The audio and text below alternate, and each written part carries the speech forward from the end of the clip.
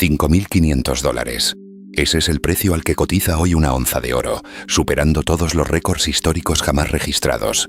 El metal precioso acumula un 23% de subida en lo que llevamos de 2026 y un 64% desde hace un año. Mientras Bitcoin cae un 45% desde sus máximos, el oro brilla con luz propia. ¿Estamos refugio definitivo en tiempos de incertidumbre o es esta la mayor burbuja dorada de la historia moderna? En los próximos minutos analizaremos datos, cifras verificadas y compararemos el rendimiento del oro frente a otras inversiones populares.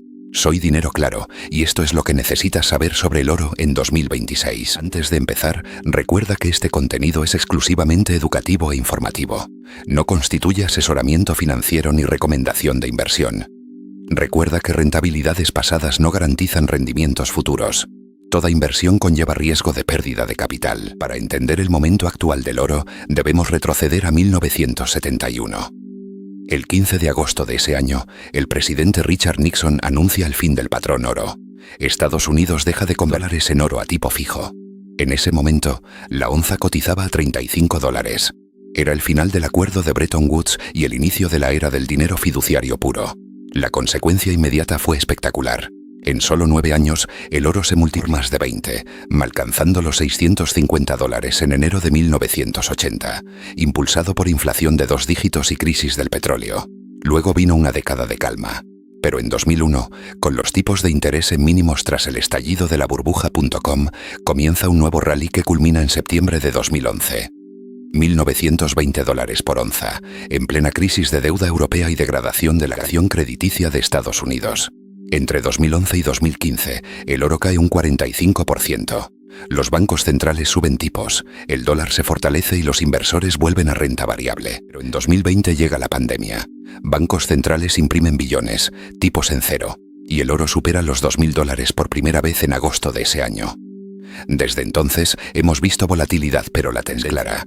2023 cierra en $2.062, 2024 en $3.350, 2025 en $4.500 y ahora en febrero de 2026 superamos los $5.500. Según datos de EBMA y la base de datos FRED de la Reserva Federal, el oro ha multiplicado su valor por más de 150 desde el fin del patrón oro. La pregunta es, ¿qué está impulsando este último sprint? El oro no sube por casualidad.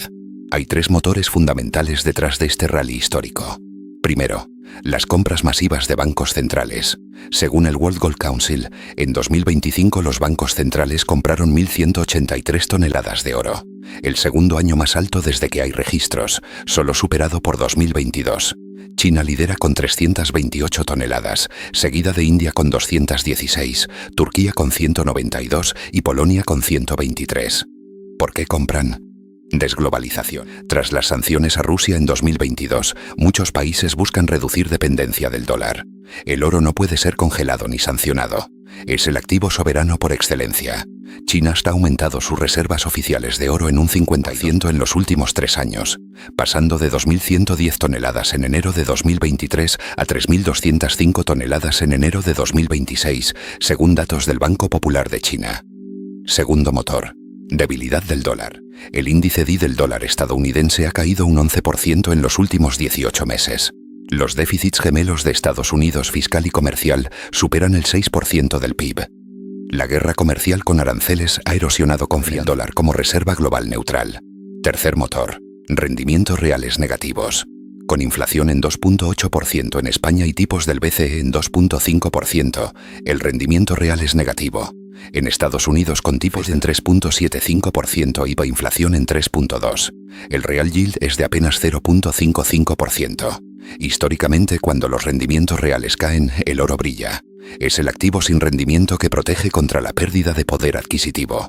No olvidemos geopolítica. Tensiones en Oriente Medio, Ucrania y la incertidumbre sobre el orden económico global post-2022. Todo esto convierte al oro en el refugio preferido de gobiernos e inversores institucionales. Muchos inversores se preguntan, si quiero protección, oro o Bitcoin. Y si quiero crecimiento, ¿no es mejor el S&P 500? Comparemos rendimientos con datos reales. En el último año, desde febrero de 2025 hasta hoy, el oro ha subido un 64%, pasando de $3.350 a $5.520. El S&P 500 ha subido un 18%, desde 6.000 hasta 7.100 puntos aproximadamente. Bitcoin ha caído un 45% desde sus máximos de $93.000 en diciembre de 2024 hasta los 51.000 actuales. Ampliemos la IVA a 5 años, desde febrero de 2021. El oro ha pasado de $1.800 a 5.520, un retorno del 206%. El S&P 500 de 3.800 a 7.100, un 87% incluyendo dividendos. Bitcoin de 48.000 a 51.000 hoy, apenas un 6%, tras un ciclo completo de subida y caída. Y en 10 años, desde febrero de 2016. Oro de 1.200 a 5.520, 360%. S&P 500 de 1.900 a 7.100, 274% con dividendos reinvertidos.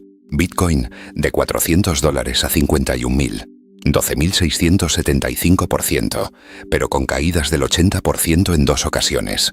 Según datos de Bloomberg y análisis de S&P Global, el oro muestra volatilidad anualizada del 17% en los últimos 5 años, el S&P 500 del 21% y Bitcoin del 83%.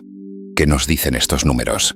El oro funciona como refugio en crisis, sube cuando hay miedo. Es especulativo. Puede multiplicar capital pero también destruirlo. El S&P 500 ofrece crecimiento empresarial, pero está caro. Cotiza a 26 veces beneficios frente a 14 en Europa. No existe el activo perfecto. El oro no genera ingresos. Bitcoin no tiene tangible. Las acciones dependen de beneficios empresariales. La diversificación entre clases de activos reduce riesgo. Los datos históricos sugieren que una cartera con un 5 a 10% en oro reduce volatilidad sin sacrificar mucho rendimiento a largo plazo, según estudios del World Gold Council. Si alguien quiere exposición al oro, tiene 4 opciones principales, cada una con pros y contras. Primera opción: oro físico. Comprar monedas como el Krugerrand, el American Eagle o lingotes. Ventaja: posesión real, sin riesgo de contraparte. Desventajas: almacenamiento, seguro, primas sobre el precio spot del 5 al 10% y spreads de compra-venta. Vender es menos líquido que un ETF. Según el World Gold Council, el oro físico representa aproximadamente el 25% de la inversión minorista en oro a nivel global. Segunda opción: ETFs de oro. Los fondos cotizados como el SPD Shares, ticker GLD, o el iShares Gold Trust, ticker IEU, replican el precio del oro y cotizan como acciones. GLD gestiona más de $60.000 millones en activos, IAU más de $30.000 millones. Comisiones anuales entre 0.1 y 0.4%. Ventaja: liquidez inmediata, sin almacenamiento físico. Desventaja: no posees oro real, dependes de la estructura del ETF y del custodio. En España la plusvalía al vender oro físico tributa entre 19 y 28% en IRPF, igual que los ETFs. Los ETFs representan el 40% de la inversión en oro, según estimaciones del sector. Tercera opción: acciones de mineras de oro. Empresas como Barrick Gold, Newmont Corporation o Franco-Nevada. Ventaja: puedes obtener más apalancamiento al precio del oro, además de dividendos. Desventaja: riesgos operativos, costes de extracción. Y las acciones no siempre siguen el precio del oro 1 a 1. Representan el 20% del mercado de inversión en oro. Cuarta opción: futuros y derivados. Para inversores avanzados. Alto apalancamiento, altísimo riesgo. Redan el 10% restante. No hay opción objetivamente mejor. Depende de tu perfil. Si buscas simplicidad y liquidez, ETF. Si buscas posesión física, monedas o lingotes en caja fuerte. Si quieres rentas, mineras con dividendo. Nunca inviertas en productos que no entiendas completamente. La pregunta del millón: ¿estamos en una burbuja dorada o tiene recorrido? Analicemos datos objetivos. Primer indicador: el ratio oro/S&P 500. Este ratio mide cuántas onzas de oro necesitas para comprar el índice MA 500. Históricamente, cuando el ratio supera 2.5, el oro está caro respecto a acciones. Cuando cae por debajo de 0.5, el oro está barato. Hoy, con oro a 5.520 y S&P a 7.100, el ratio está en 0.78. Está por encima de la media histórica de 0.55, pero lejos de extremos. En 2011 llegó a 1.6, en 1980 a 3.0. Según análisis de Deutsche Bank Research, esto sugiere que el oro está algo caro, pero no en burbuja manifiesta. Segundo indicador: rendimientos reales. Existe correlación negativa entre oro y real yields, cuando los bonos del Tesoro USAM a 10 años ofrecen rendimiento real positivo por encima del 2%. El oro suele sufrir. Hoy, el TIPS a 10 años rinde 0.8% real, según Fred. Eso es neutral, no hostil para el oro. Si los bancos centrales siguen bajando tipos, el oro puede seguir subiendo. Pero si la inflación se controla y los tipos reales suben, el oro podría corregir. Tercer indicador. Sentimiento. Según la encuesta de Bank of America Merrill Lynch de enero 2026, el 2% de gestores institucionales considera el oro sobrevalorado. Eso es señal de cautela, pero no euforia extrema como en Bitcoin en 2021. Cuarto. Coste de producción. Extraer oro cuesta entre $1.200 y $1.500 por onza según las mineras más eficientes. A $1.500, el margen es enorme, lo que puede incentivar más producción y eventualmente presionar precios a la baja. Conclusión técnica. El oro no está en burbuja explosiva, pero sí en zona de valoración elevada. Una corrección del 20 al 30% hacia los $4.000 sería normal y saludable. Los catalizadores alcistas, bancos centrales y geopolítica siguen activos. Los bajistas, subida de tipos reales y fortaleza del dólar, podrían activarse si la Fed sorprende con tipos más altos. Como siempre, la clave es diversificación y gestión de riesgo.